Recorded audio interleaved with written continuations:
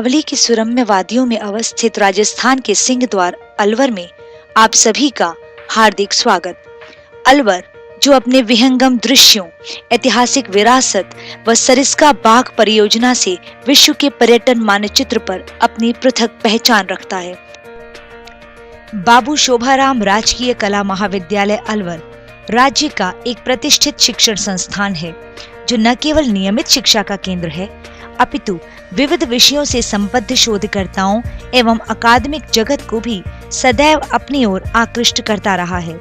इसी स्थापित कला महाविद्यालय में विश्वविद्यालय अनुदान आयोग एवं भारतीय सामाजिक विज्ञान अनुसंधान परिषद द्वारा प्रायोजित तथा हिंदी विभाग द्वारा आयोजित इस द्विदिवसीय राष्ट्रीय सम्मेलन में आप सभी सुधीजनों का हार्दिक स्वागत, हार्दिक अभिनंदन। इस राष्ट्रीय सम्मेलन में हमारे विमर्श का प्रमुख विषय है मीडिया, अतीत, वर्तमान एवं भविष्य। मीडिया जो क्लासेस की आवाज मासेस तक और मासेस की आवाज क्लासेस तक पहुंचाने का सबसे सशक्त माध्यम है। मीडिया जो छवियां गढ़ता भी है, तोड़ता भी है। मीडिया जो सरकार को हिला देने और जनमानस को झिंझोड़ देने की अपार ताकत रखता है। पारंपरिक रूप से श्वेत कपोत मीडिया की प्रथम पहचान है, जहां शुद्ध व गोपनीय संप्रेषण मीडिया का प्राथमिक लक्ष्य था। यही कारण है कि हमने भी मीडिया पर आधारित इस सम्मेलन का प्रतीक चिन्ह मुंह में पत्र पकड़े श्वेत कपोत को ही बनाना उपयुक्त समझा। मीडिया के अन्य पारंपरिक स्वरूपों यथा पत्थरों पर खुदी घोषणाओं व शिलालेखों आदि को आज की मीडिया की नींव कहा जा सकता है। आगे चलने पर मीडिया का स्वरूप हस्तलिखित समाचारों के रूप में मिलता है। प्रथम दैनिक समाचार पत्र एक्टा डायना माना जाता है, जिसका प्रारंभ ईसा पूर्व 60 में रोम में हुआ। 15वीं शताब्दी में मुद्रण कला के विकास ने मीडिया को नया आयाम दिया और विश्व का प्रथम मुद्रित समाचार पत्र पीकिंग एक्ट चीन में प्रारंभ हुआ। फिर यह कला यूरोप पहुंची, जिसका मुख्य केंद्र जर्मनी रहा।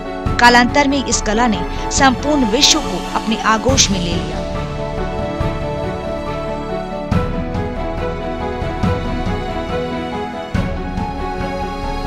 भारत में पत्रकारिता के विकास पर दृष्टिपात करें तो हम पाते हैं कि यहाँ प्रथम प्रिंटिंग प्रेस 1550 में स्थापित हुई और जनवरी 1780 में मुद्रित व प्रकाशित प्रथम समाचार पत्र के रूप में बंगाल गजट ने मीडिया की विकास यात्रा में मील के पत्थर का काम किया।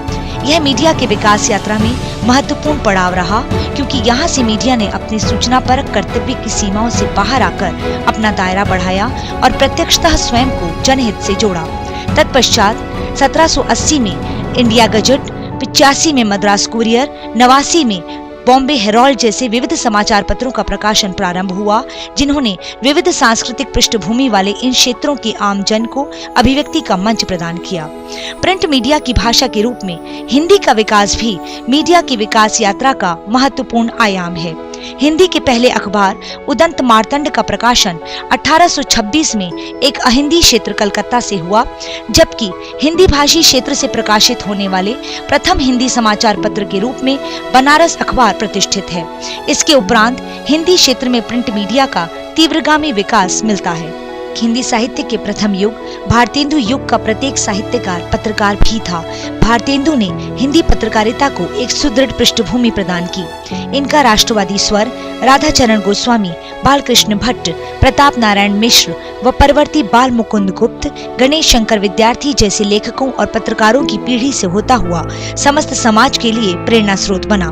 इस संदर्भ में लोकमान्य तिलक के केसरी, महावीर प्रसाद द्विवेदी के सरस्वती, गुप्त के भारत मित्र जैसे पत्रों की प्रभावी भूमिका को भी नकारा नहीं जा सकता है। स्वाधीनता संग्राम के इस दौर में महात्मा गांधी, मदन मोहन मालवीय, चित्तरंजन दास, फिरोज शाह मेहता, एनी बेसेंट, गोखले, तिलक, लाला लाजपत राय, विपिन चंद्र पाल, ईश्वर चंद्र विद्यासागर, दामोदर चिपलेकर आदि जननायकों ने मीडिया को सूचना देने के माध्यम मात्र से आगे बढ़कर एक उद्देश्यपूर्ण भूमिका के ढांचे में सहेजना प्रारंभ किया। 1927 में रेडियो प्रसारण एवं इंडियन ब्रॉडकास्टिंग कंपनी की स्थापना के साथ देश में इलेक्ट्रॉनिक मीडिया की नींव पड़ी। स्वाधीन देश के प्रथम प्रधानमंत्री पंडित नेहरू का लाल किले से ऐतिहासिक उद्बोधन रेडियो ने ही जन जन तक पहुंचाया। वर्तमान प्रधानमंत्री श्री नरेंद्र मोदी जी का लाल किले की प्राचीर से स्वाधीनता दिवस का प्रभावी उद्बोधन सभी टीवी चैनल्स के माध्यम से संपूर्ण विश्व के खासों आम तक पहुंचा। कर्तव्य, पहला फर्ज किसी मुल्क के लिए, किसी कौम के लिए क्या होता है? पहला फर्ज है अपनी आजादी को मजबूत करना। मैं ध्यान केंद्रित करना चाहता हूं, क्या हम आजादी की जैसे लड़ाई लड़े, मिलजुल करके लड़े थे, तब तो हम अलग नहीं थे। श्रव्य माध्यम से दृश्य माध्यम के रूप में मीडिया की यह विकास यात्रा अपनी सोदेश्यता को प्रमाणित करती है। रेडियो बीच में कुछ समय के लिए दृश्य माध्यमों के प्रभाव के कारण हाशिए पर चला गया, किंतु जन जन तक पहुंच के कारण अब पुनः इसका उपयोग सरकार और जनता के बीच मन की बात करने के लिए किया जा रहा है। रेडियो के माध्यम से आपसे कुछ मन की बातें बताना चाहता हूं। मैं मेरे मन की बात आपके मन तक पहुंचाने में सफल हुआ हूं। इसी दौरान मीडिया के अति प्रभावी स्वरूप सिनेमा का प्रादुर्भाव हुआ। 1912 में प्रथम फिल्म पुंडलीक आई। 14 मार्च 1931 को भारत की पहली सवाक फिल्म आलम आरा प्रदर्शित हुई। 1935 में बॉम्बे टॉकीज की फिल्म धूप छांव से पार्श्व गायन की परंपरा प्रारंभ हुई।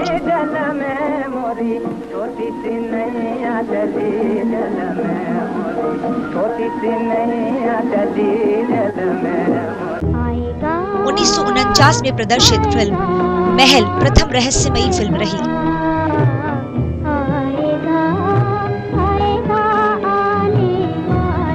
1940 से 1960 के 2 दशकों में फिल्मों की विषय वस्तु बहुआयामी और मनोरंजन के साथ साथ साहित्यिक व सामाजिक सरोकार वाली रही। चित्रलेखा, किस्मत, ज्वार भाटा, आवारा, 2 बीघा जमीन, मदर इंडिया, 2 आंखें 12 हाथ, नया दौर व प्यासा तथा मुगले आजम, तत्पश्चात जिस देश में गंगा बहती है, गंगा जमुना, मुझे जीने दो, साहब बीवी और गुलाम, गाइड, तीसरी कसम, बंदनी और मेरा नाम जोकर जैसी फिल्मों ने इस माध्यम को सार्थक कर। 1970 में मृणाल सेन निर्देशित फिल्म भुवन शोम से समानांतर फिल्मों का दौर प्रारंभ हुआ। 1970 से 90 तक के 2 दशक जंजीर, बॉबी, अंकुर, शोले, हरे रामा हरे कृष्णा, पूर्व पश्चिम, आनंद, मेरे अपने, आंधी, निशांत, भूमिका, मंथन जैसी फिल्मों से रेखांकित रहे। इसी क्रम में अर्धसत्य, बैंडेड क्वीन, 1084 की मां, माचिस और बॉम्बे जैसी फिल्में सार्थक रहीं। लगान, स्वदेश, मुन्ना भाई MBBS, रंग दे बसंती और ब्लैक जैसी फिल्मों ने मनोरंजन व सार्थकता का अद्भुत सम्मिश्रण प्रस्तुत किया। बॉर्डर, चक दे इंडिया, भाग मिल्खा भाग और मैरी कॉम ने जनमानस की राष्ट्रीयता को झकझोरा।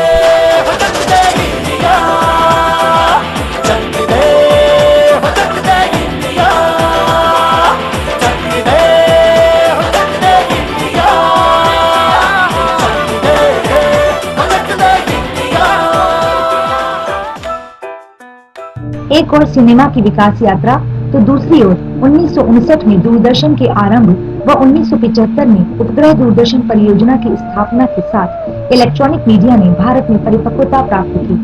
टेलीविजन के आगमन के साथ इलेक्ट्रॉनिक मीडिया ने व्यापक जनसमूह में अपनी पैठ बेहतर बनानी शुरू की। दूरदर्शन ने रामायण और महाभारत जैसे धारावाहिकों द्वारा एक बड़ा दर्शक वर्ग पैदा किया, जो इस माध्यम से भावनात्मक स्तर पर जुड़ता चला गया।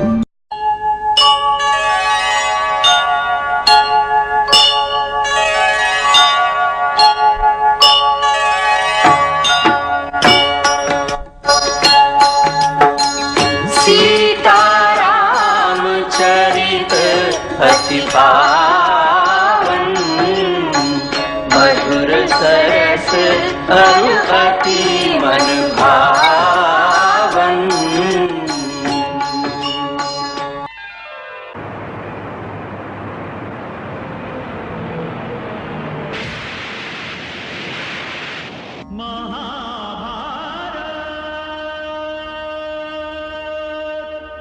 अथ श्री महाभारत कथा।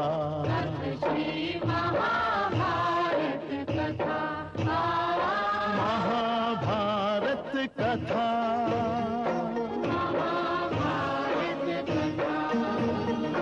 कथा है पुरुषार्थ की, ये स्वार्थ की, परमार्थ की, सारथी जिसके बने श्री कृष्ण भारत पार्थ की। चाहे प्रथम भारतीय अंतरिक्ष यात्री राकेश शर्मा से रूबरू होने का अवसर हो या भारत के मंगल अभियान की अभूतपूर्व सफलता, टेलीविजन हर अवसर पर हमारे साथ रहा। Indian cosmonaut Rakesh Sharma orbiting in space. ऊपर से भारत कैसा दिखता है आपको? सारे जहां से अच्छा।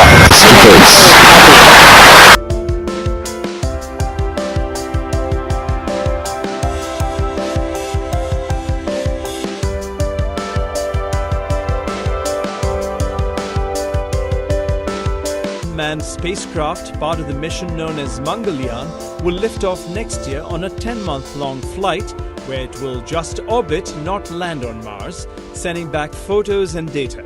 The mission's goal is to study if life ever existed or can be sustained on Mars. But India is facing a tight deadline with the launch planned for November 2013. 1982 के एशियाई खेलों की मेजबानी और 1983 की विश्व कप क्रिकेट विजय से लेकर ओलंपिक्स में जीते पदक, सबसे टेलीविजन ने ही हमें जोड़ा।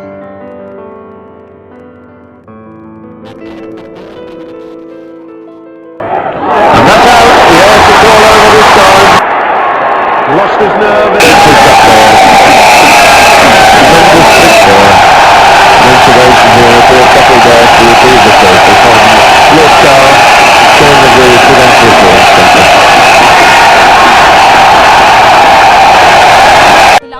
विश्व के सबसे बड़े लोकतंत्र के राष्ट्रीय पर्व चुनावों में भी टेलीविजन ने सदैव हमें सचेत, अपडेटेड रखा। प्रमुख मुद्दे लगते हैं, मेरे साथ महिला मौजूद है, उनसे जानते हैं कौन से प्रमुख मुद्दों के लिए आप मतदान करने आए हैं। भाई ऐसे ही चाहते हैं कि भाई हमारे राशन कार्ड बन जा, भाई पानी हो जा, हर चीज की समस्या, किसी के पीछे भागना ना पड़े। महिलाओं के साथ टेलीविजन ने एक नई करवट ली जब 24 घंटे के चैनल्स प्रारंभ हुए, जिन्होंने टेलीविजन को आम जन के दैनिक जीवन का हिस्सा बना दिया।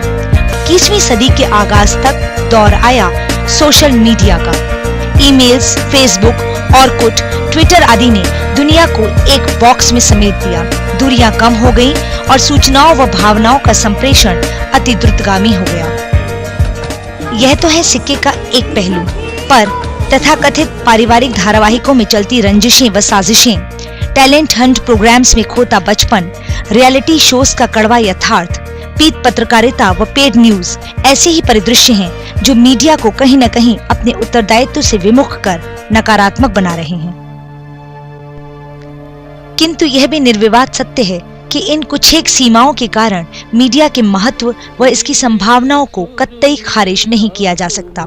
इतिहास साक्षी है कि आजाद भारत के भीतर भारतीय समाज को बनाने व बचाने में मीडिया ने अपनी महत्वपूर्ण भूमिका निभाई है। कहीं इसने अपने कर्तव्यों को नए सिरे से परिभाषित किया है, तो कहीं अपनी प्राथमिकताओं का पुनर्मूल्यांकन व पुनर्निर्धारण किया है।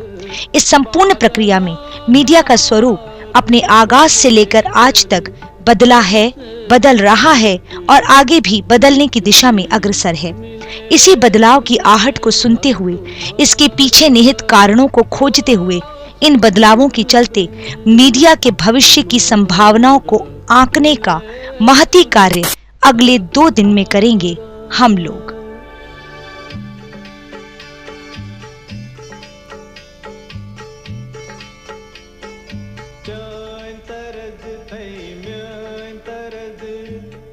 बनिए